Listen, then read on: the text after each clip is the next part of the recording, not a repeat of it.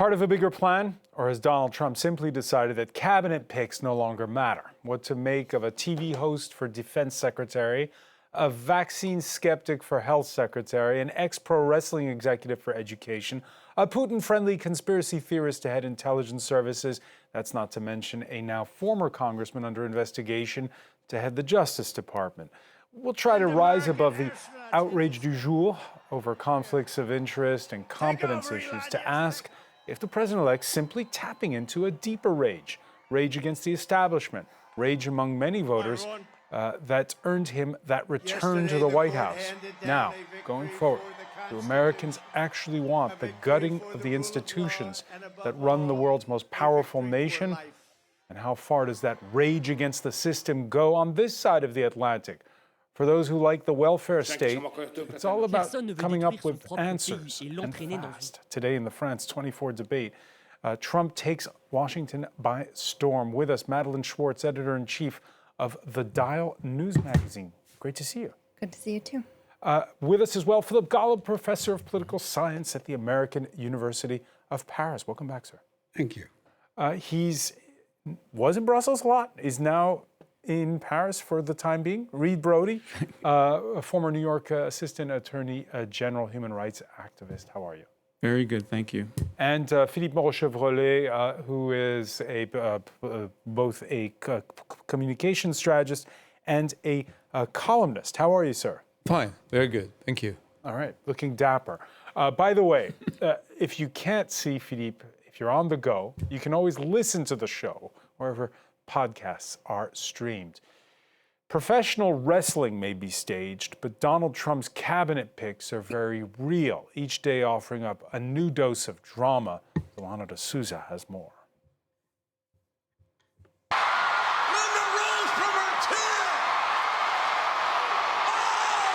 Class dismissed. World Wrestling Entertainment's co-founder picked as Donald Trump's education secretary. Linda McMahon served during the first Trump term and has remained in the president-elect's orbit. A relative unknown to education, she is co-chair of the Trump transition team. Donald Trump has called for dismantling the department in its entirety and sending education back to the states, a move that would require action from Congress. Trump has selected billionaire investor Howard Lutnick as his next Commerce Secretary.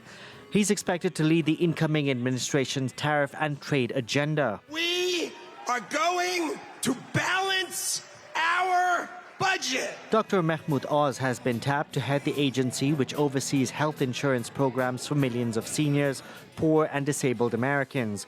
The heart surgeon who had a syndicated talk show is a household name in the United States. Dr. Oz joins a list of other members of Trump's incoming team to have television experience.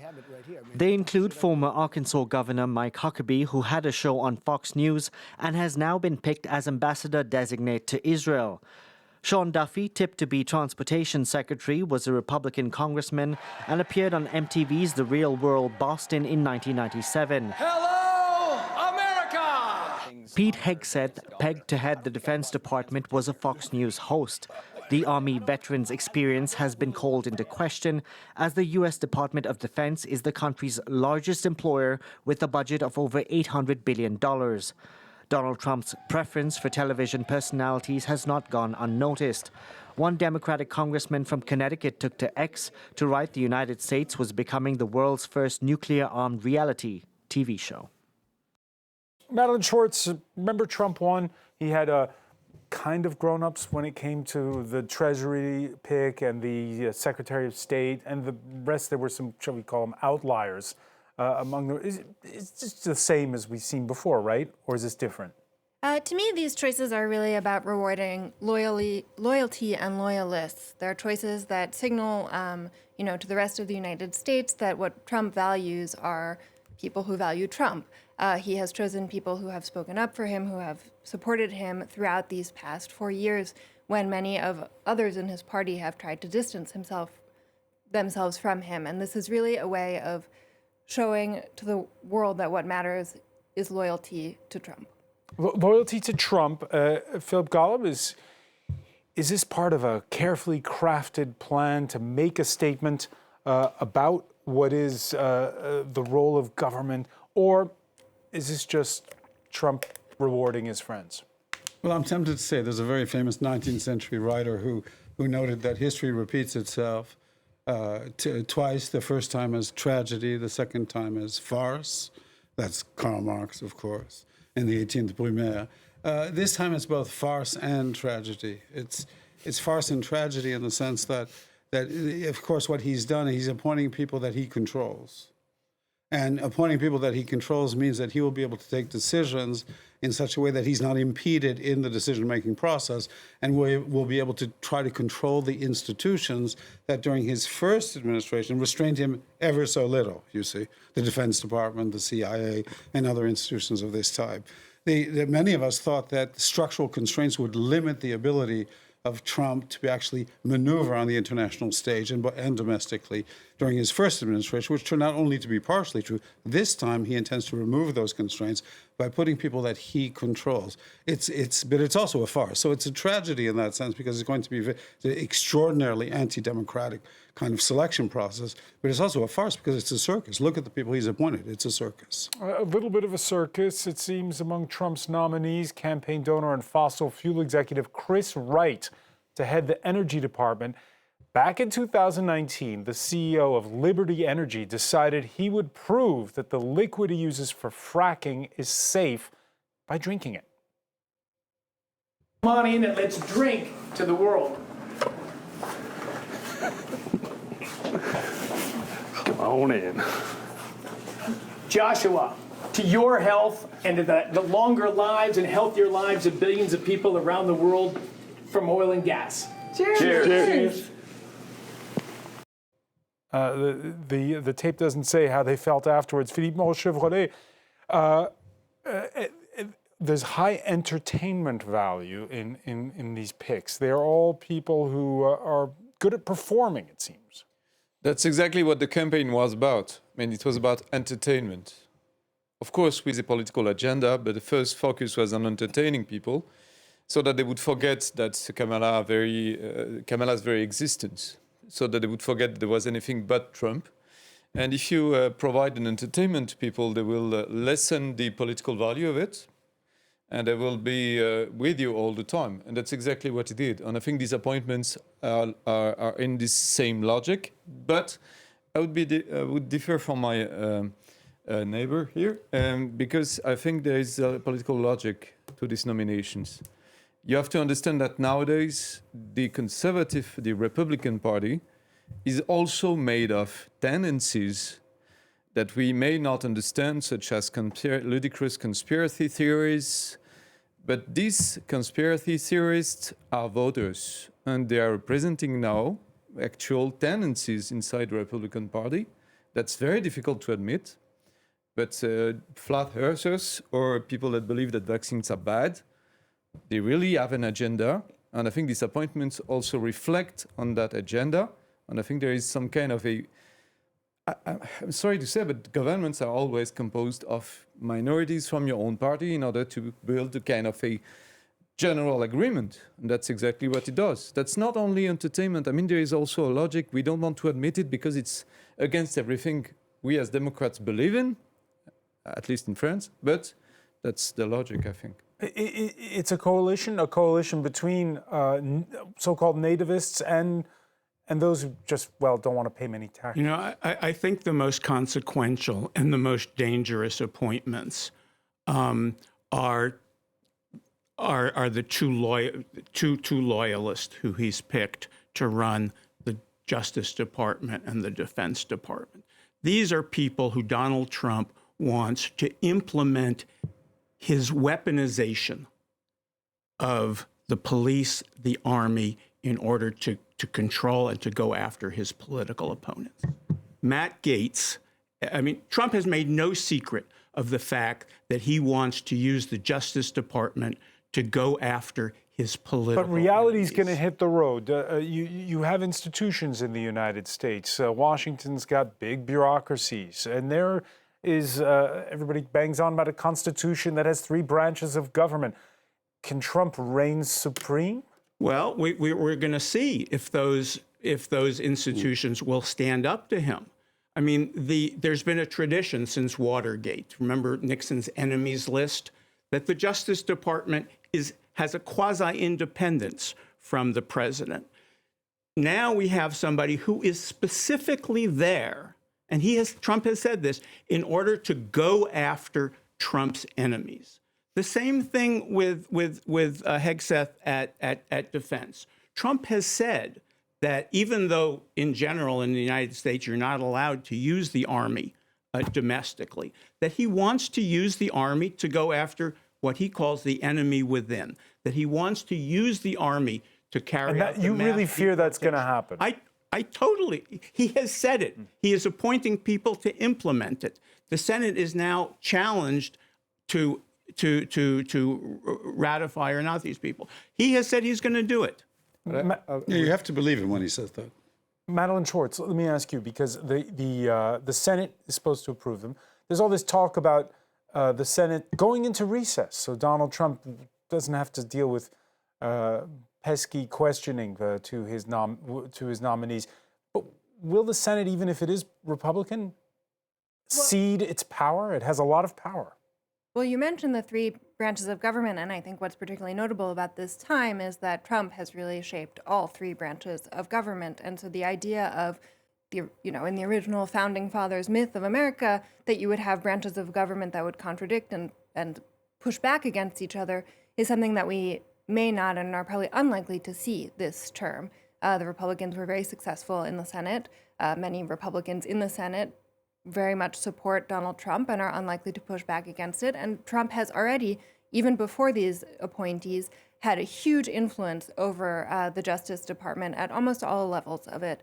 And so we may very well see that Trump gets what Trump wants.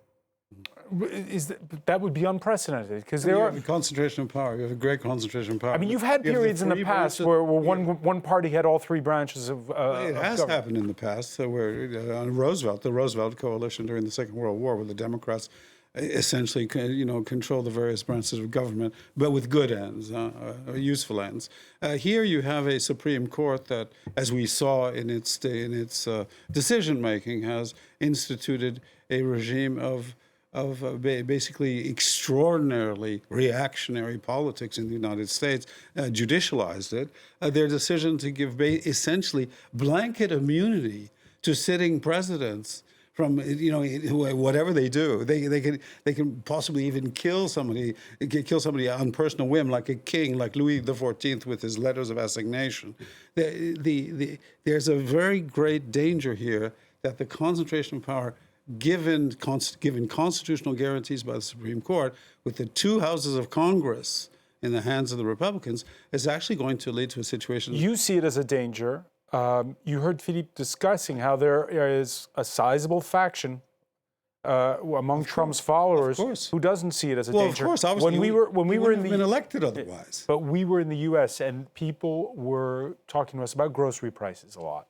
See, the real question is, how do you account for the fact that a majority of the American population, including the hardcore supporters, obviously we knew they would vote that way, but how a majority of the American population would actually engage and vote for a candidate like that? You see, there's a real sociological question there about the changing demographics in the United States, the changing sociological picture of the United States, and the ways in which people in the country, a majority of people today who went out to vote, actually are expressing a very deep set of discontents, which Trump was able to channel and to mobilize, you see.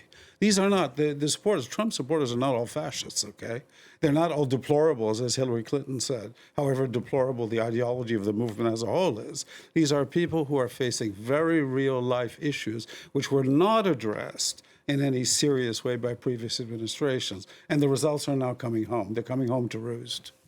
Philippe Moreau-Chevrolet, this moment in time, what's it about? If people prefer a leader who wants to get things done, they don't care about these issues of democracy that we're talking about in our climate-controlled studio? They don't care that much about democracy because it's something that they live in. They don't realize that the very reason why they can talk on Twitter or X now about politics is that they are living in a democracy. They don't realize that once it's over, they won't be able to talk again. They don't see that.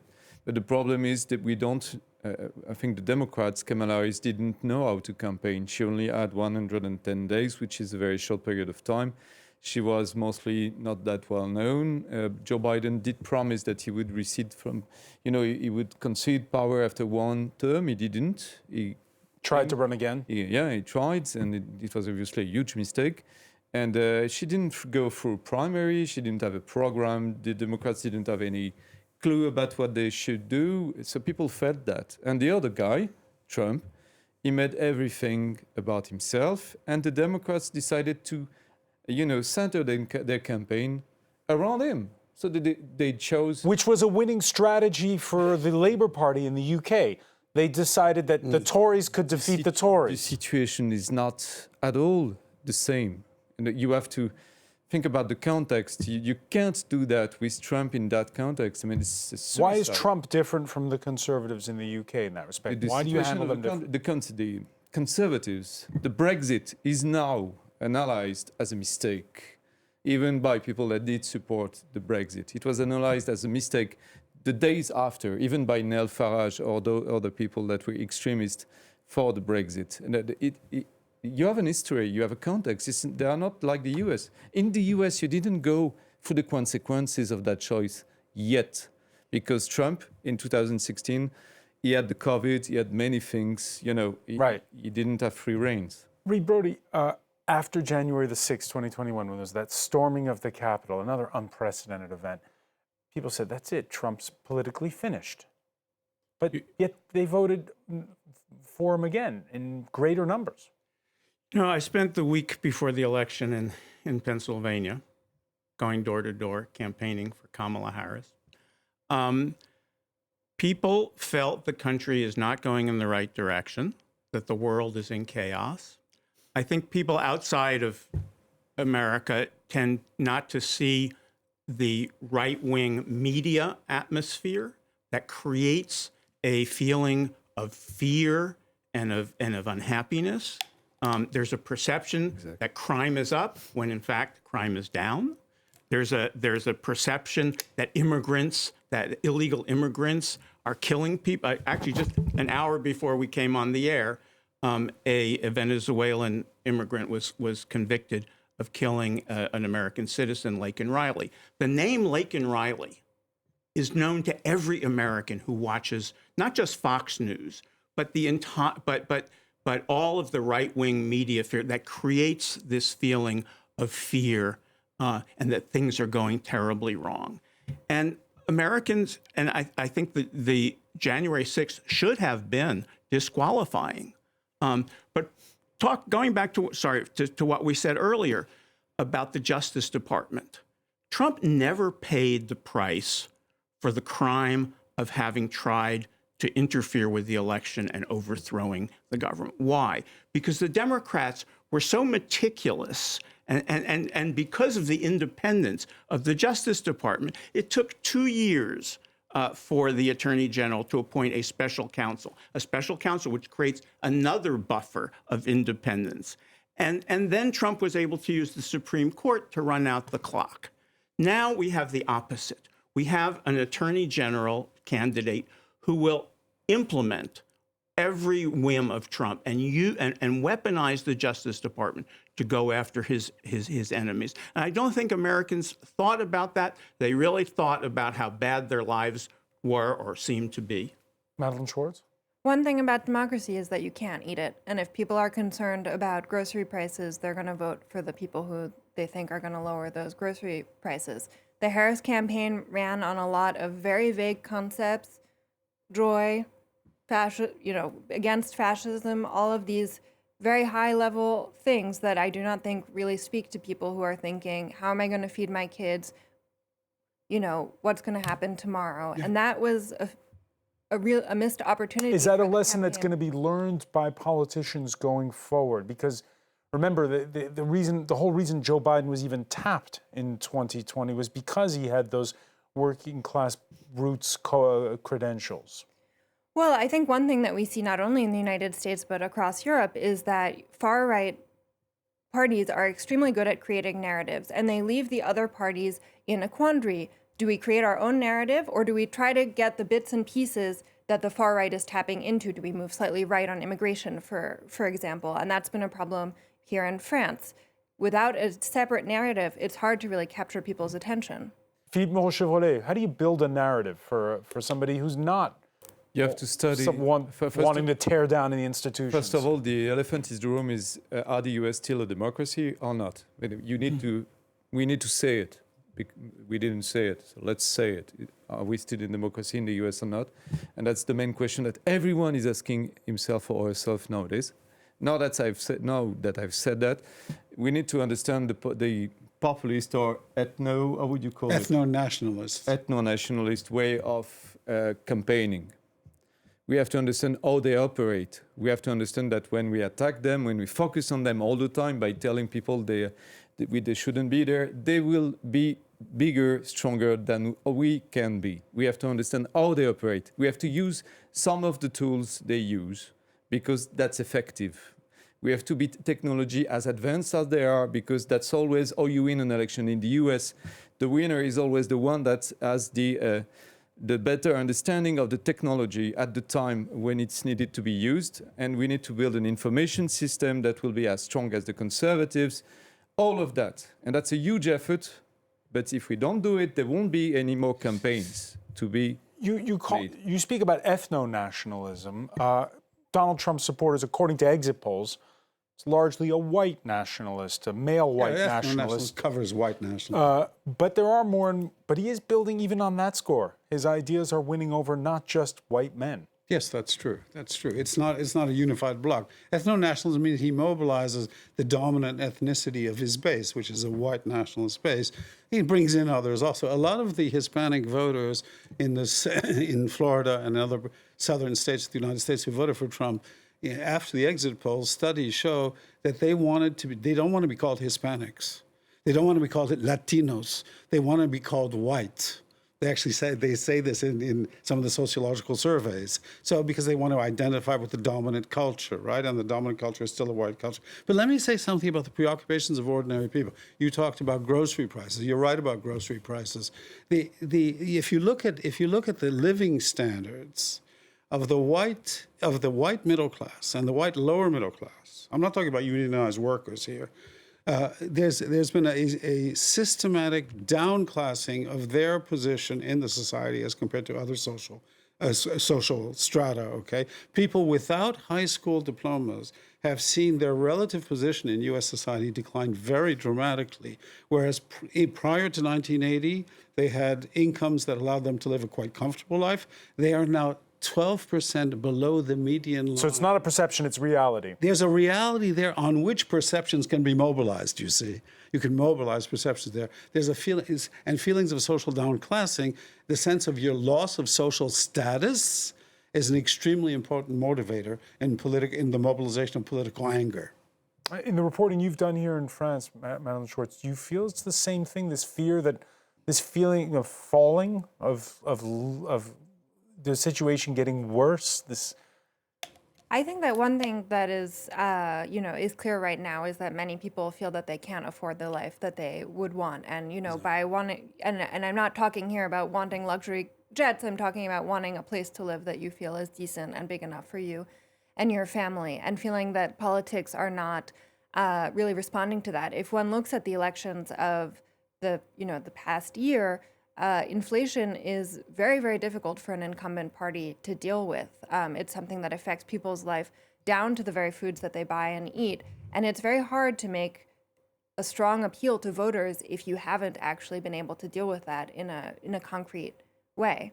And there is, the economic issues that have been hardwired in and into this concept, but it's also the world is changing too fast for people in more than one way.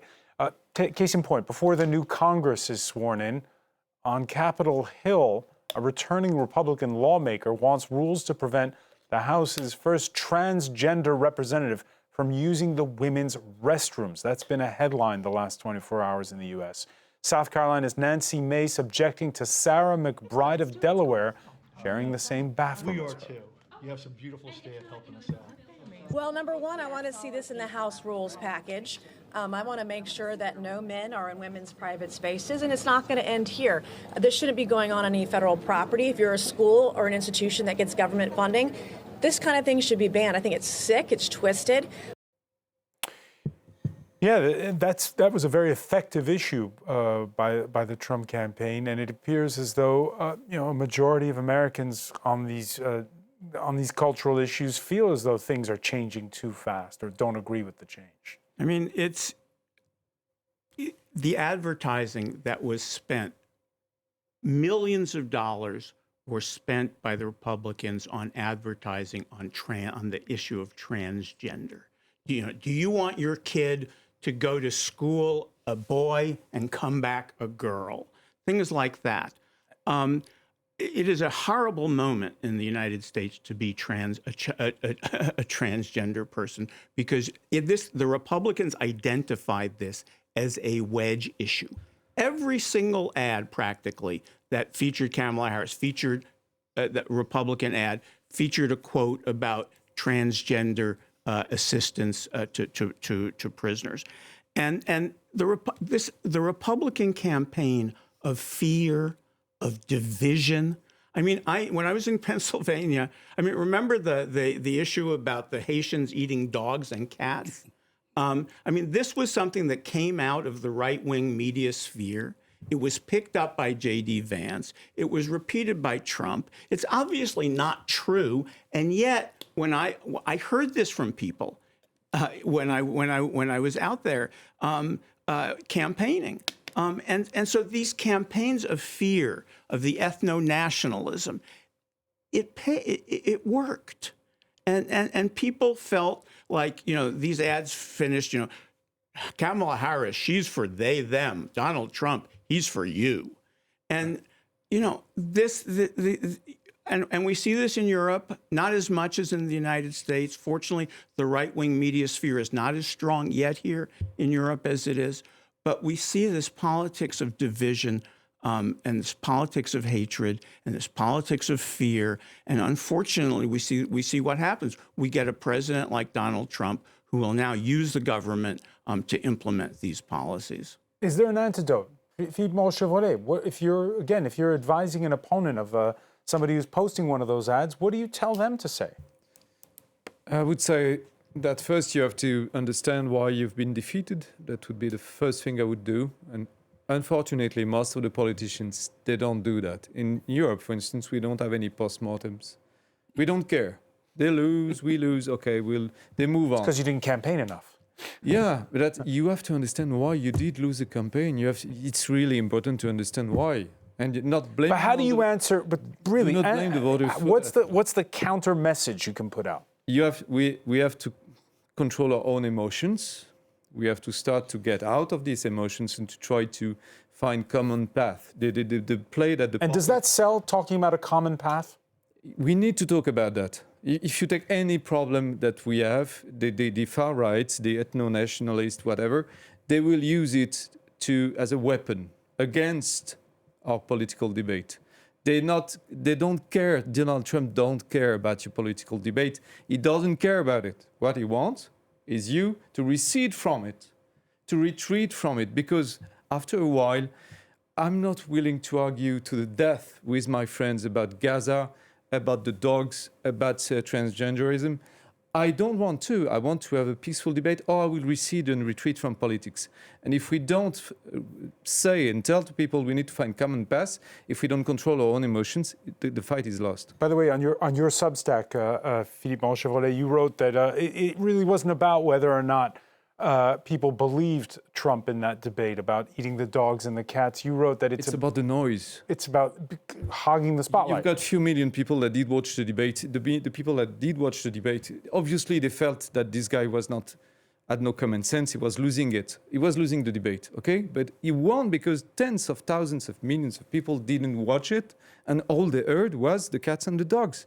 And you wrote as well that... That's stupid, but it works. You wrote, Donald Trump offered constant political entertainment, whereas his rival found it enough to appear with one entertainers. thing to be Taylor Swift, and it's another thing to appear with Taylor Swift. Donald Trump wanted to be Taylor Swift. and he became Taylor Swift. That's a major difference. He's not as good looking. It's not as good looking. Will it I be agree with different you. going forward? That's He the doesn't question. sing that well. Well, I think that one of the, the dangers of treating Trump as someone who operates primarily through entertainment is not actually listening to him when he does But speak. that's why he does it. He doesn't want you to listen. He wants you to be entertained. I agree with that. And I think that, a problem that the Democrats have had is to say, oh, this guy's not serious. If we're serious, people will listen to us. And in fact, one thing that's so interesting about these cabinet nominees, and it shouldn't really be surprising, is they pretty much all line up with everything that Trump said he would do as he campaigned. He put RFK Jr. At the forefront and said that he would be at the center of his health policy, and that is what is, has continued to be the case. And so I think that the Democrats, it is to their peril to treat him as an entertainer or as a buffoon when actually he's been pretty clear from the very first campaign in what he has intended to do. So this rage against the establishment, he's channeled it. He's going to make good on what he says. On some things. On some things. So where does that leave? We could play semantics here. Philippe calls it a democracy. I think America refers to itself as a republic. I'm not sure what the right terminology is for the professor that's sitting here. But the question is this 240-year-old set of rules going to still apply? Well, I think, you have to look at this in some kind of historical perspective. I mean, the United States, if you look at the U.S. history in the 19th century, was replete with a lot of extreme violence. You have slavery, of course, then you have the Civil War, you have the domination before the Civil War, a long domination by the southern states of the U.S. political institutional system. After the Civil War, you have a brief period of Reconstruction followed by Jim Crow, okay, and a long period of segregation and extreme violence against African Americans in the lynching campaigns of the KKK, the Ku Klux Klan. Think of this: in 1920, the second KKK, because the KKK was reconstituted, had 4 million card-carrying members out of a population of 104 million people. Yeah. Right. 4 million card-carrying members. So it'd be more than 3 times more if you... there were lynchings all the time. There was a lot of violence. If you get closer to our current historical periods, if you look at the Nixon administration, it doesn't look as extreme, obviously, as Trump's administration. But Nixon's nationalism, his anti-Semitism, his racism, the racism in his cabinet was really quite pronounced. So these are not entirely new things in U.S. history. U.S. democracy has always been torn by these very powerful antagonistic tensions. It's never been a straight liberal highway, never. The U.S. started as a dual experiment, one in liberal democratic politics and the other one in tyranny. And it's never been, and I'm quoting Judith Shklar of Harvard University. So you don't blame me for that. It's a constitutive issue. Look at the assassination of presidents. This is also something which is recurrent. Europe also has known long periods of violence prior to the Second World War and prior to the First World War. But the U.S. has this long history of uninterrupted, very sharp antagonisms in the society. And we're seeing it re-emerge again today. Sharp antagonisms or a bit of disillusion, it seems, if you read what Madeline Schwartz wrote in the New York Review of Books. Trump's first inauguration day in 2017 was followed a day later with massive women's rallies in several cities to defend reproductive rights. That was 2017. This time around, Madeline, you're not expecting any repeat. You wrote, many activists come to a second presidency already tired. Biden's tenure didn't give them any rest and reprieve. I think that a big difference of Trump 2 versus Trump 1 is that people are really burnt out. I'm hearing all around me, I'm just going to not read the news. I'm tuning it out. I don't have to care about this anymore. And I think that that's true among, Democrats writ large. The party is in disarray. No one knows what direction to go. People are tired of fighting, and they're tired of fighting with each other. And it's also true among activists. There was a sense in, Trump, when Trump was first elected in 2016, of, people coming together can stop bad things. And that, that kind of energy takes a lot to be sustained over time. And what we're seeing now is a lot of sense of being tired and, and a lot less likely to push back. And Philippe bemoaning the fact that losing parties don't rethink their views or change their game plan. Do you agree with him on that? I see a lot of debate around me about what has happened and why the campaign Harris's campaign was not the success that she hoped it would be. The problem is that it takes a lot of energy to come to a new direction, and it takes a lot of people agreeing with each other. And when people feel tired and they feel that nothing they've done has worked, where are you going to find that energy? We've seen on this side of the Atlantic the progressives in retreat of late in the latest election cycle, European elections, the snap elections we had here in France, regional elections that have taken place recently in neighboring Germany. Reed Brody, is the politics of old tired, the way Madeline describes it, the activism of old tired, and why? Well, I don't think the activism of old is tired. I mean, I totally agree with Madeline. I mean, I was at the Women's March after Trump won for the first time. We saw that as a fluke. This time, we see this as America having rejected the Democrats. And I think, the Democrats... Republicans won the popular vote this time. Yes, although they didn't get 50%.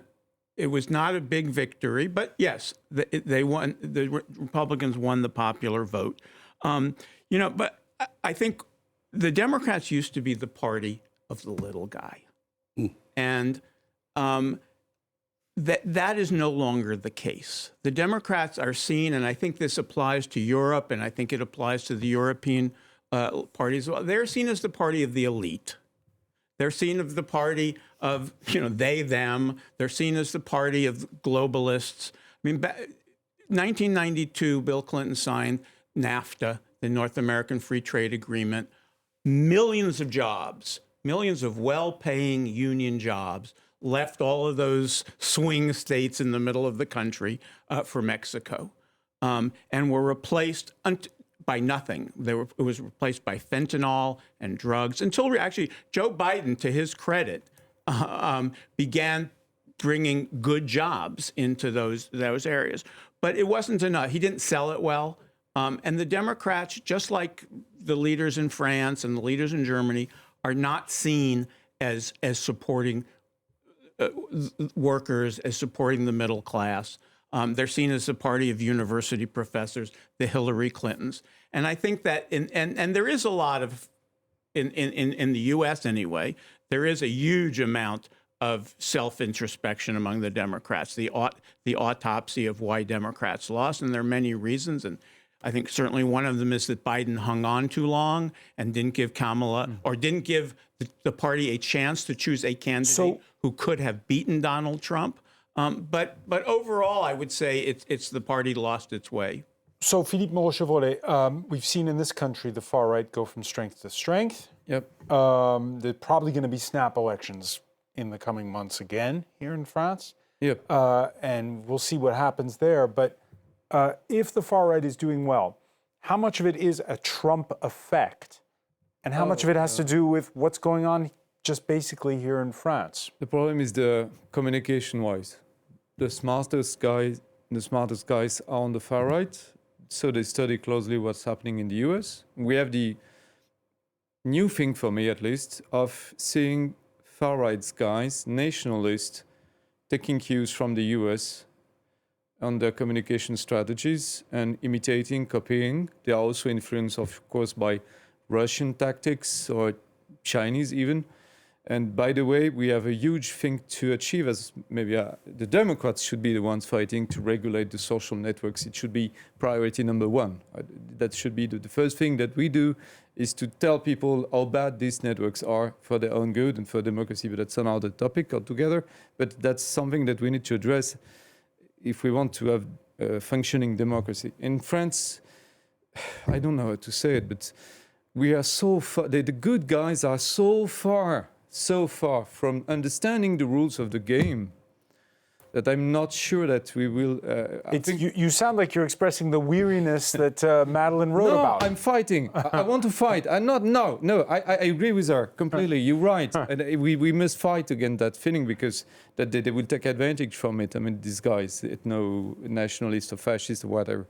But we need to understand the rules of the game, and we need to play the game, and we need to understand that this is not the gentleman's sport that it used to be. It's a bloody sport. And if we don't understand that quickly, we will lose the battle. And it's not an easy thing to say. So we have to understand the rules of the game. There was this sense, earlier Philippe mentioning the Brexit vote, how that spooked the rest of Europe. And there was this sense at the time that, this sort of backlash against that. There was more of pro-EU sentiment immediately after the Brexit vote. Now, after this second victory of Donald Trump, what's the view going to be on this continent? Well, Trump was a symptom, a domestic symptom in the United States, a sociological symptom, a political symptom who became a cause, a cause, and like in psychoanalysis, a symptom can become the cause of a deeper and ingrained neurotic or psychotic kind of problem. I'm not saying he's psychotic. That's not at all what I'm saying. But he was a symptom who became a cause. Obviously, his election has influence in Europe. You're right. Obviously, there are transmissions, there are communications wells, and things of this type. It's obvious. It will invigorate the various European ethno-nationalist movements to the extent that they're able to mobilize in similar kinds of ways, and to the extent that opposing forces are not able to provide answers to people about their daily lives, not ideologically, not on identity politics. The Democrats failed on identity politics during this election.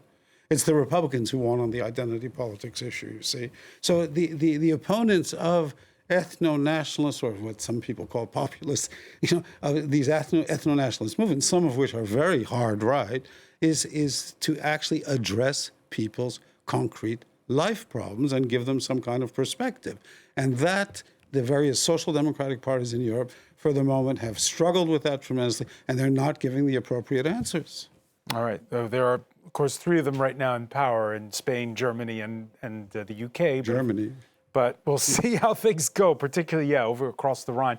Philip Golub, I want to thank you so much. Philippe Moreau-Chevrolet, I want to thank as well. Reed Brody, Madeleine Schwartz, thank you for being with us here in the France 24 Today.